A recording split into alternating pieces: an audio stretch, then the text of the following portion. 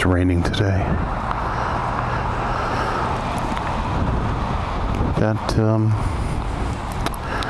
That feels right.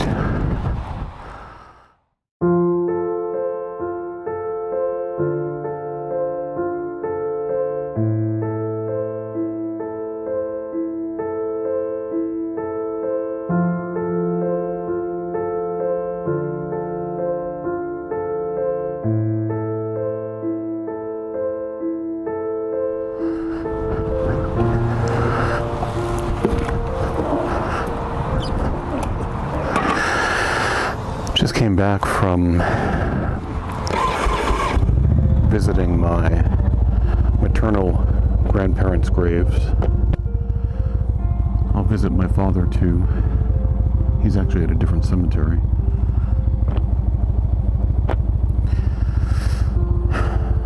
I'm glad it's kind of rainy today, cold. I think a lot of people probably did their Memorial Day cookouts yesterday. So, it's Memorial Day 2017. I wanted to take a nice little respectful trip through a cemetery local to me. I have relatives in this cemetery.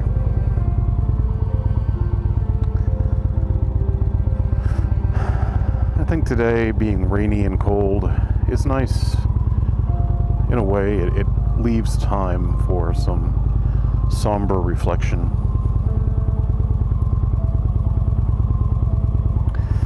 You know, 100 years ago, World War I was raging. Probably the most horrific war that our country has ever seen. When I was growing up in the 70s, late 70s and the early 80s, there were still World War I veterans alive. And I was young, but I was taught and I understood the importance of respecting them. Today, you're lucky to find a World War II veteran alive.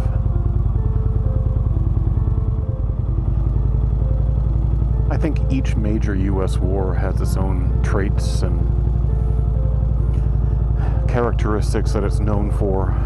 World War I, World War II. I mean, I'm talking of the last 100 years. Korea, Vietnam, Iraq, Afghanistan. And those, of course, deployed today in Afghanistan and Iraq, and his special forces around the world. But you know, my focus today in my heart and in my mind is on Vietnam. I know a great many Vietnam veterans, and Vietnam was a very, very different kind of war, and I say this as somebody that was not alive for most of it. But if you're an American, you might owe it to yourself to do a little bit of history research and reading and viewing and do what you can to educate yourself. I'm not trying to preach, I'm just saying that it's worth it. It's worth it to know what was sacrificed for you to have the life that you have today. Vietnam was the first televised war. You know, World War II was cheer, cheer, cheer, and fight, fight, fight, and fight for our side, and give up what you can to support the troops. And you learned about the war through little propaganda newsreels that would play before movies in the movie theater. And you would go and see the Allied victories against Germany and Japan and Italy. But you didn't see the terrible, horrible nature of war. You didn't see I mean, you've certainly felt it, I'm sure, in World War II as a family member, friends, things like that. But until Vietnam, I mean, Vietnam was in your living room. And people begin to turn against the war, which is fine. You're certainly allowed to have an opinion against war. War is a horrible thing. But they also began to turn against our troops. Kids, 19 years old, fighting overseas against an enemy you couldn't even see, weren't even welcomed home upon their return.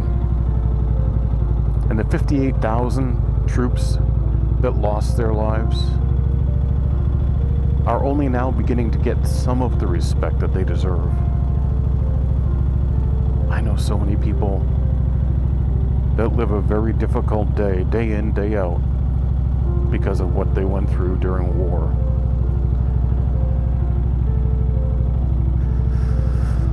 My father would have been 90 a couple of days ago. He was too young and he was disabled. He turned 18 in 1945, the year that World War II ended. And with polio, it rendered his left leg useless. But he was a great patriot, as was my mother, is my mother. My wife's father was a little younger. He fought in Europe in World War II. And he fought in the Korean War as well. I am thankful to our Vietnam veterans, not because I'm not thankful to troops and veterans of other wars, but because I don't think they've been thanked enough. And I think that a Vietnam veteran can always afford to hear the words thank you one more time.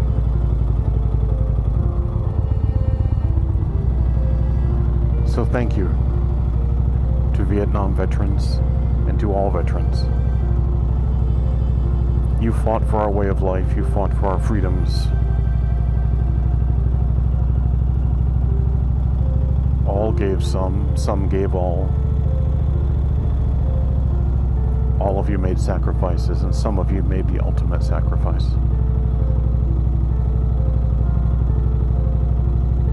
I get to live my life today because of what you went through. Whether it was this year or 100 years ago, or even going back to the Revolutionary War.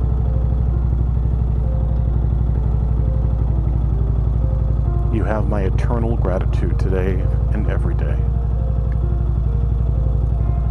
It's Memorial Day 2017. Thank you.